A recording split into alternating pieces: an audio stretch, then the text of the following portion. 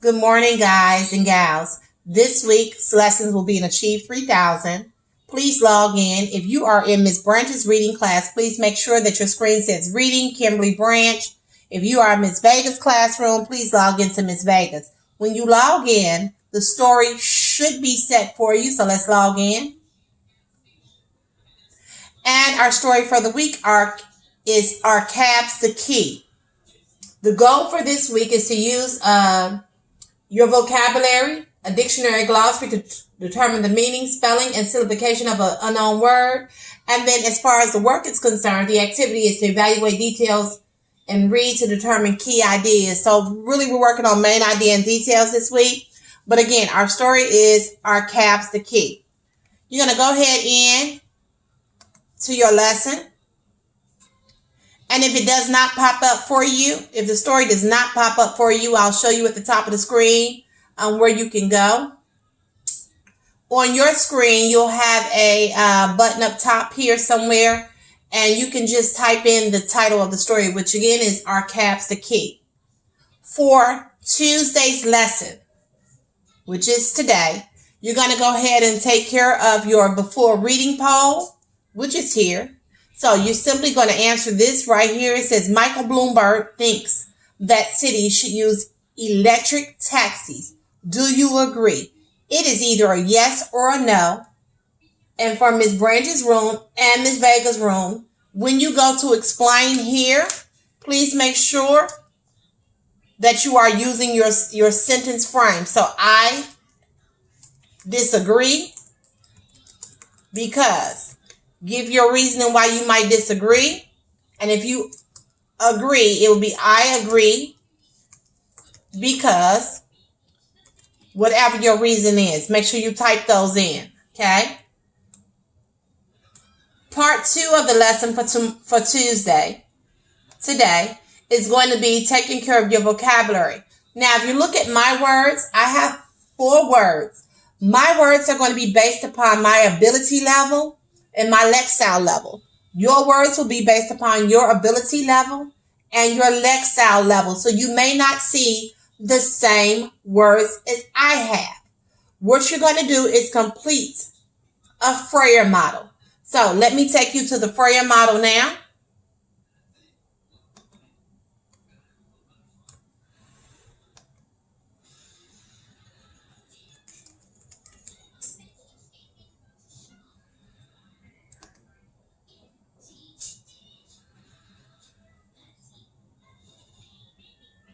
Give me a second.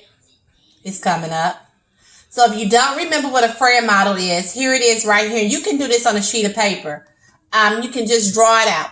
So let's go all the way up. So in the middle, you're going to put your vocabulary word. What is the one word that you choose? Put it there. You are then going to put your definition here. And you can get that right off the Achieve 3000 page. What does your word look like? Draw me a picture that would give me a description of your word. In the bottom box, it is synonyms and antonyms. You can get that from the definition as well. And it's your choice whether you write a synonym or an antonym. You can remember a synonym means a word that is the same, and an antonym means the opposite. Over here, you are simply going to use your word in a sentence. Make sure you underline the word use. So let me go back up. So for those of you that need to copy, can copy the diagram. Let me give you a second. It is a simple Freyer model.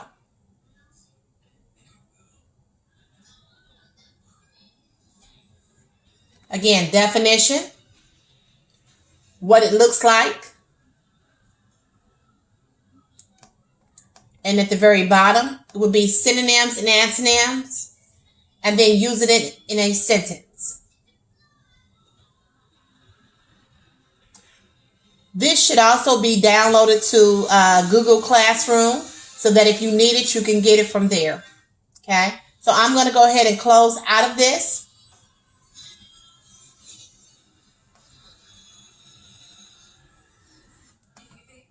Okay.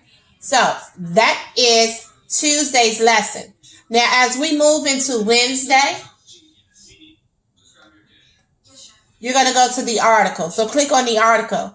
And again, parents, if you're watching with your children, my article may be a little bit different than others because Achieve 3000 is based on their reading level, their Lexile level. So here, mine is geared at 660 Lexile level. So you may see some similarities, but then again, you may see some differences. So on Wednesday, and the lesson plan can be found on Remind as well, so you can see what you're doing for each day. On Wednesday, you are simply going to read this article and do stop and jots. Now, the way to do stop and jots is simply to go here where you see the arrows. Click on it and submit setting the purpose. And here, your child is simply going to just summarize what it is they read in 1 or 2 sentences. So, I'm reading here. It says, New York, New York. Michael Bloomberg is the mayor of New York City. So I can say this article discusses New York City. Okay. And I simply will push save. Depending on how long their article is, they should do this between 2 and 3 times. And they're going to go through and read. And I might suggest that you do it like beginning, middle, and end. And again, you simply just are going to click on the arrows here, setting the purpose, and then they will type in here, choose save, and then they will keep going. That is all you are doing for this week on Wednesday. You are simply reading the article, summarizing it with a few stop and jots, 2 or 3, and then you will stop there. You'll pick back up on Wednesday, and I'm requesting that you reread the article again because you can't simply go to the activity without reading the questions. And because you are being graded, you know your first try is where we get our grades from. So please make sure that you take the activity seriously and go back and reread. Remember, don't answer a question if you don't have textual evidence to support your answer. So click on the activity.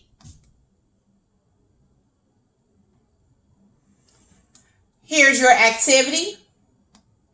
So some of the focus questions are cause and effect. You will go through and answer these questions on today. Parents, it's going to give the opportunity for the students to answer the question twice. If they get it wrong, it will give them a second try. We really need them to get it right on the first try. So we're looking for scores above 75. So take your time, students, and answer these questions, okay? That is strictly for Thursday's lesson. I will be pulling my results on Friday to determine your grade, so please make sure that I'm seeing those good 75, 88s, and 100%. That ends Thursday's lesson. On Friday, we're simply going to do the after reading poll. With the after reading poll, you may or may not have changed your opinion, and that's fine if you want to keep the same opinion.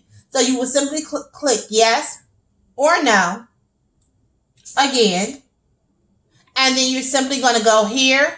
And again, you're going to use your sentence frames. I disagree because,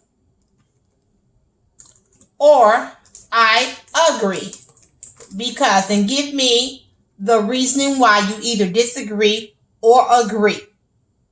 This is for Friday. Okay. You're going to submit, and once you submit, you're then going to move on to your thought question.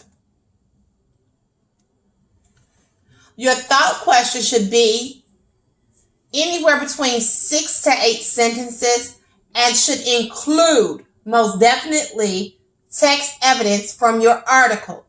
Okay?